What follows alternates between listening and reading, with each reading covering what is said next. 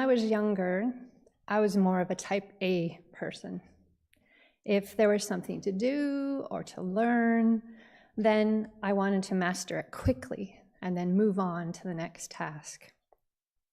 I had no patience, and I wanted to accomplish my goals without anyone slowing me down. Maybe you can relate. Well, practicing Won Buddhism has changed me into a type B person. I'm more patient. I'm adaptable and flexible. Yay! When I was learning to play guitar about 10 years ago, I would get so frustrated when I couldn't make my fingers move quickly or to make them go where I wanted them to. And my guitar instructor would say, "Go slowly, develop accuracy, speed will come later." But I wanted to be a good player right then and not years from then. Going slowly is very hard, even when you know it will produce the best results. In Chapter 3, Practice of our Red Scripture book, Master Sotasan says, "A foolish person tries to attain the great wisdom that transcends the ordinary grade and surpasses the sages as soon as they have had the first hint of awakening. But this is a completely wrong idea. The water that fills the great ocean is the accumulation of small drops. The great soil of the mountains and fields is the accumulation of small dust motes. The achievement of the great fruition of all the Buddhas and sages is the accumulation of merit in the formless and invisible mind. Those who aspire to great practice and who have initiated a great enterprise must start by accumulating merit in small matters." Well, what does merit mean in this passage?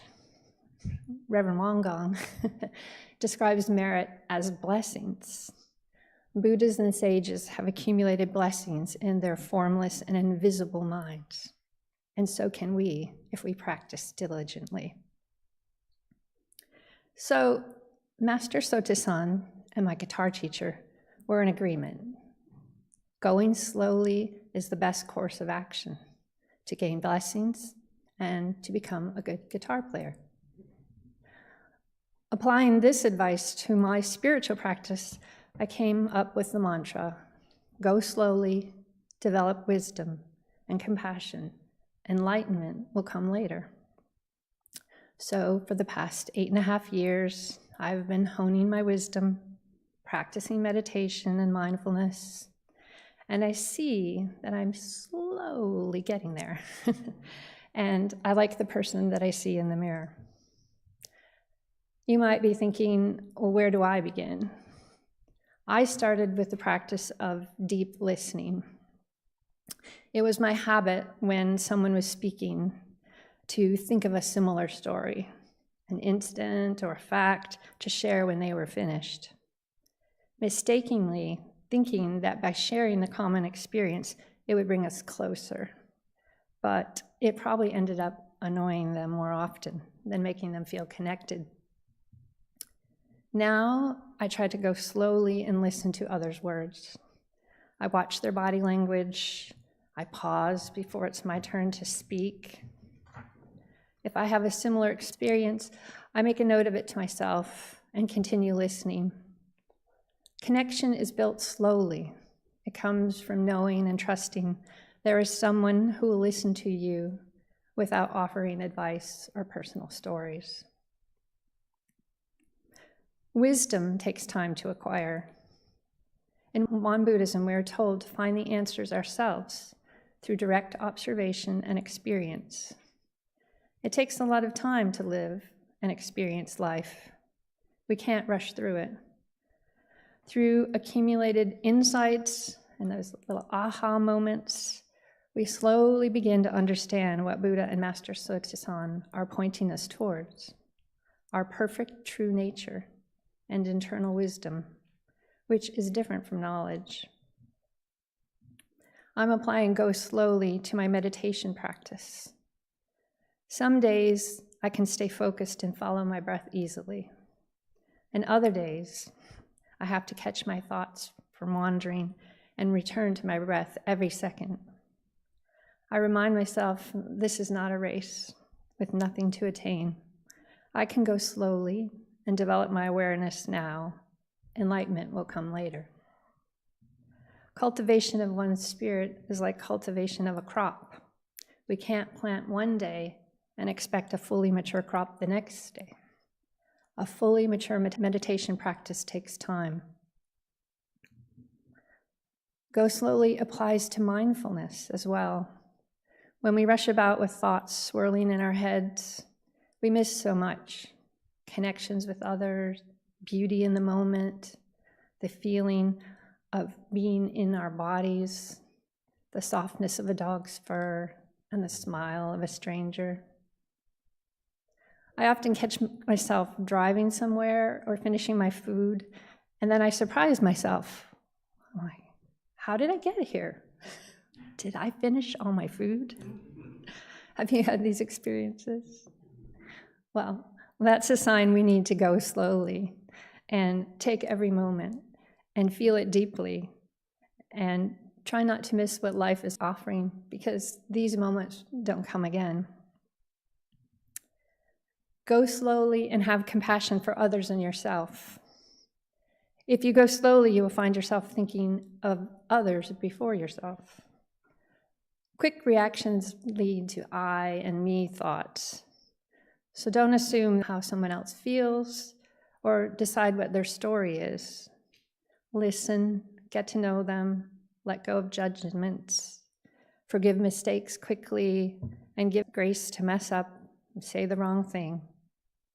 So go slowly and have compassion for yourself and for others.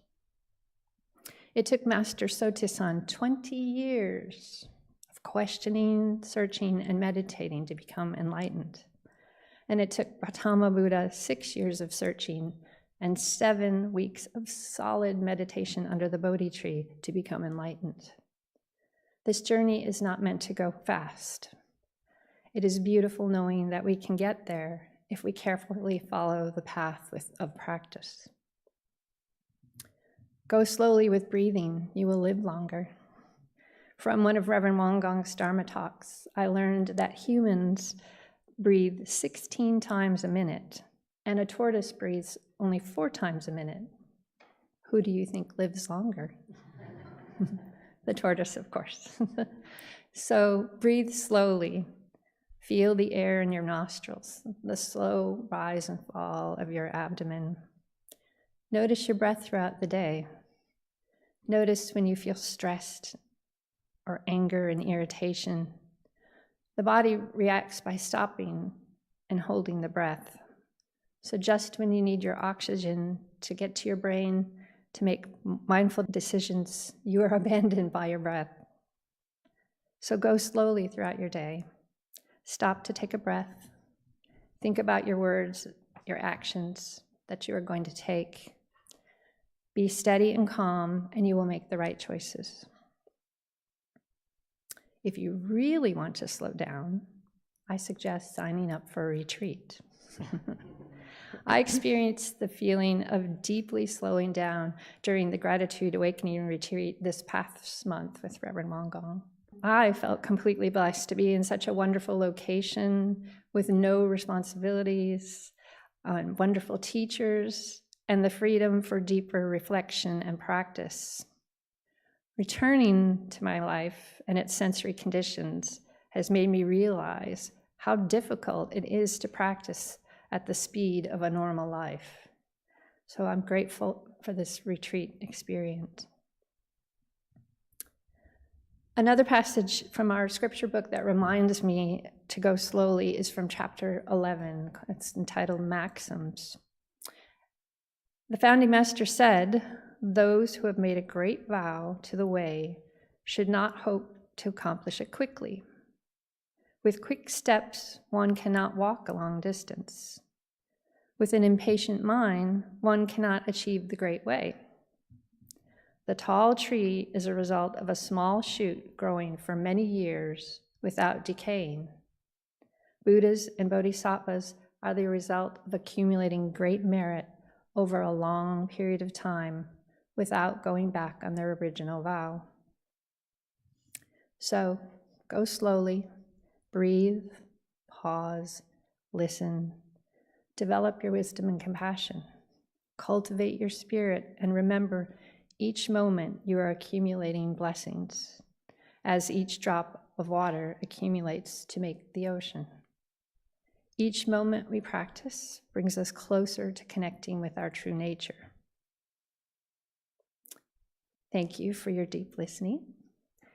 And if this is your first time here, or your 1000th time, I welcome you, and I wish that on your spiritual path, you go slowly and enjoy every moment. And if you see me trying to speed ahead, please remind me to slow down.